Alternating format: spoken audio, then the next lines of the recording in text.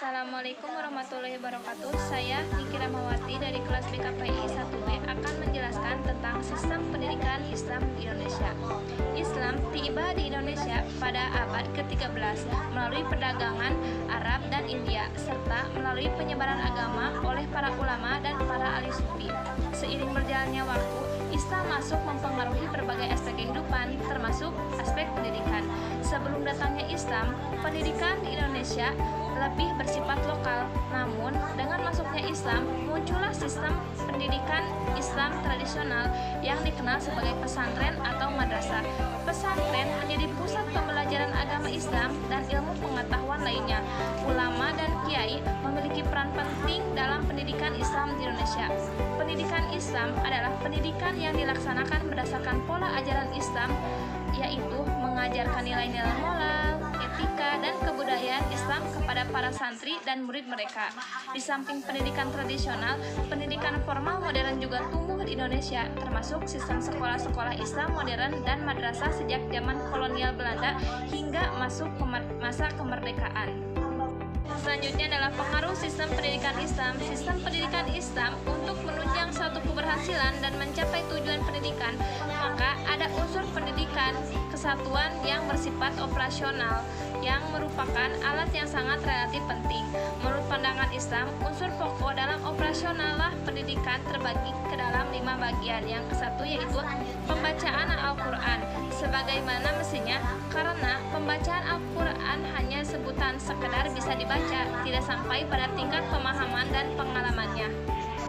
Selanjutnya adalah tazkiyah atau penyucian diri, penyucian jiwa dan budaya agar tumbuh dan berkembang secara maksimal dan tidak menyimpang dari tujuan ajaran agama Islam tersebut. Yang selanjutnya adalah taklim atau pengajaran Alkitab, yang dimaksud agar berkembangnya budaya tulisan pengajaran ini hanya sampai pada terapan baca tulis Al-Quran, Latin, atau Melayu di kalangan mereka, hanya terbatas dan tidak fungsional dalam kehidupan sehari-hari di masyarakat. Selanjutnya adalah al-hikmah. Al-hikmah yang dimaksud adalah mengembangkan budaya yang mampu berpikir secara berfilsafat. Dan terakhir adalah al-ilmu. Al-ilmu yang dimaksud adalah agar tumbuh kembangnya ilmu pengetahuan di segala bidang, termasuk bidang teknologi. Selanjutnya adalah ciri-ciri sistem pendidikan Islam.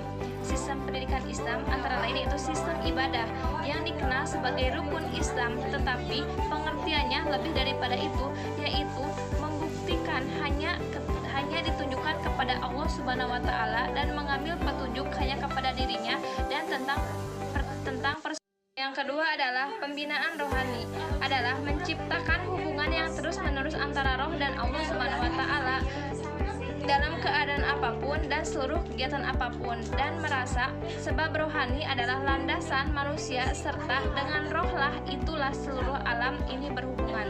Yang selanjutnya adalah pembinaan intelektual. Dalam hal ini didasari bahwa akal merupakan kekuatan untuk membangkitkan daya pikir, sehingga perlu dibina tenaga akal dalam membuktikan dan pencarian kebenaran. Dengan demikian, dapat dipahami bahwa sistem pendidikan Islam dalam ciri khususnya pada masa itu masih bersifat statis dan tradisional.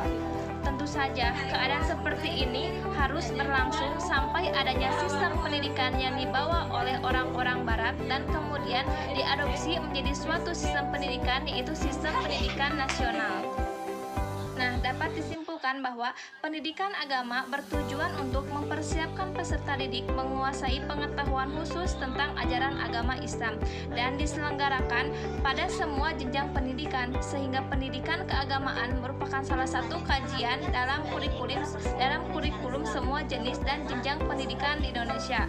Di Indonesia, setidaknya ada 3 lembaga yang harus diselenggarakan, yaitu pesantren, madrasah keagamaan, dan madrasah yang termasuk pendidikan umum bercitakan Islam. Contohnya seperti Ibtidaiyah, Sanawiyah, dan Aliyah. Sekian yang saya dapat sampaikan. Mohon maaf apabila ada kesalahan. Wassalamualaikum warahmatullahi wabarakatuh.